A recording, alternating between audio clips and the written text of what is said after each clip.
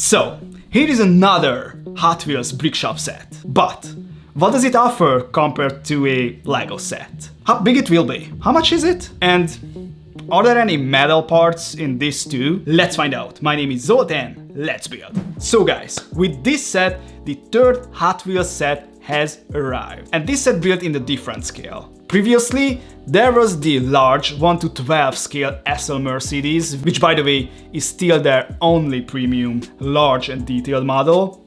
In size-wise, it's like the Lego Icon series. Then there was the 1:16 scale Elite NSX, which is roughly corresponds to the medium Technic cars or similar to the old Racer series cars. But this 94 Audi RS2, on the other hand, is built at 1:32 scale, so it's directly rivals to the Speed Champion cars. But whether it's better or worse, let's find out.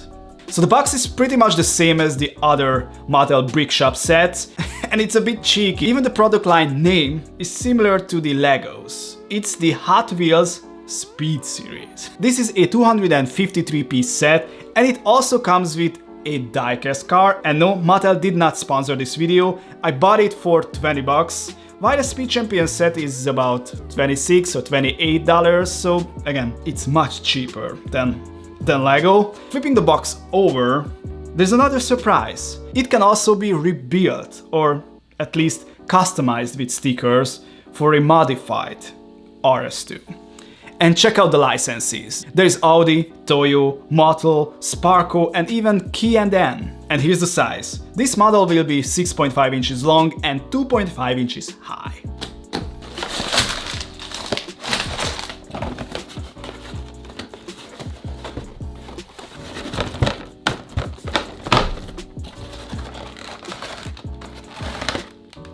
Alright, so we have 5 numbered bags, an extra sticker sheet.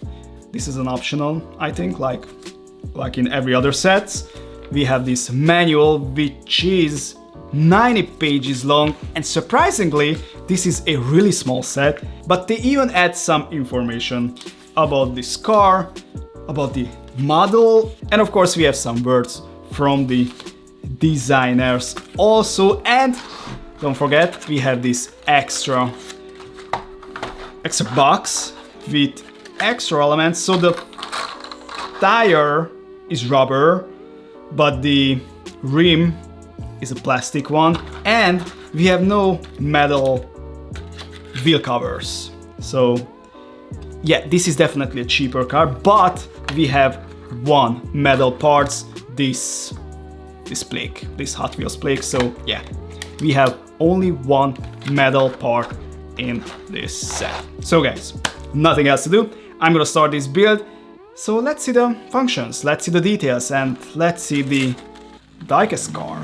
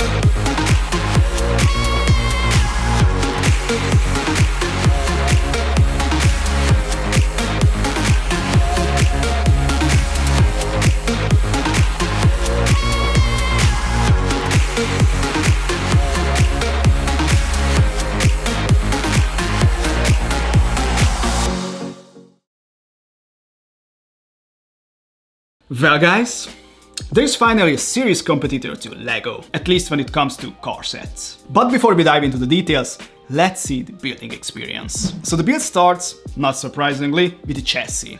Mattel also used a single molded chassis piece like Lego, but it doesn't look exactly the same. Not only the chassis different, but these fender pieces are a slightly different design philosophy, so they are not identical either. However, one thing is still certain. Mattel cannot produce parts that are on the same quality level as Lego. You can clearly see how tightly the pieces fit together. It takes way more force to snap them in place. This is what the car looked like at the end of Back 2. The back was already halfway done and the front had started taking shape. Here's something you don't see with Speed Champion sets. The windshield elements came individually packaged. Lego only does that with expensive icon sets, but not always. But this cheap set received that extra care too. Awesome. Here's what the dashboard looked like. Yes, even at this small scale, the car has a detailed dashboard. And with that, I have to panel up the car and the set was basically finished. So there is an important detail. This car built in the same 8 stud scale like in the Speed Champions cars. But thanks to the unique elements, this Audi has far more and nicer details. Just look at the front, everything, and I mean everything is printed, not a single sticker on the base model. Sure, it's not as rounded as the real car is, but at this scale it still turned out great. Even that thin little lip under the bumper is there. Then we have the hood, again, a unique part. Under it, there will be the 20-valve 5-cylinder 2.2-liter 315 horsepower engine. Obviously, this is a small set, so nothing is built inside, but I didn't expect that. Next are the factory rims. They look exactly like the real ones, so not just similar, but exactly like the real ones. But if you want, you can swap them to these white tuning rims too, but it's important to mention that they are plastic, not metal. Do I miss the metal parts? Not at all, but it's worth mentioning. And also, check out these custom windshields. I don't think Lego would ever make such hyper-specific parts. These are the reason the model looks so realistic. Plus, look at this detail. Even the roof rack is here. And then, the most important difference. The doors can open. Not just the front ones, all 4. On a Speed Champion set, that idea wouldn't even cross my mind. Doors that are never opening, and I doubt they ever will. And why? Because Mattel makes these ultra-thin parts. Thanks to them, the car is more proportioned and they can do things that were previously impossible. But I don't know how durable these thin pieces will be long term. Do they break easily during play? I have no idea, but in this scale, it's amazing. And check out the interior. Again, it's fully detailed. Having this many details in such a small space is only possible because of those thin elements. And finally, here is the back of the car, which is, again, 10 out of 10. No stickers, only printed parts, and everything looks the way it's supposed to. Even the dual exhausts are there. The trunk, however, does not open, which is understandable. There is one metal part in this set though, a small metal plaque underneath, which you can actually use as a keychain. And, like every other Brick Shop set, this one includes an extra sticker sheet to tune the car, which is a bit odd because there are still no extra parts to put them on. So think carefully, because once you apply them, you can't go back to the factory look. Plus, it also comes with a small diecast car. It has exactly the same color as the brick build model. The two look great together and it really shows how small the brick build model actually is. So, sum it up guys, this car offers way more than I expected. The details are there, the build was fun, although some parts still fit too tightly, but the doors open at this scale, and the price. Yeah, the price is unbeatable. It's crazy how much detail is in this set. And you know what? I miss simpler cars from Lego. Leaving aside the fact that this isn't the basic Audi 80, Lego almost always gives us supercars or hypercars, even at this small scale. We need more down-to-earth Lego models. We need more cars that you or I could realistically buy. Those cars are much closer to my heart than the hyper beasts, which basically we'll never see in real life.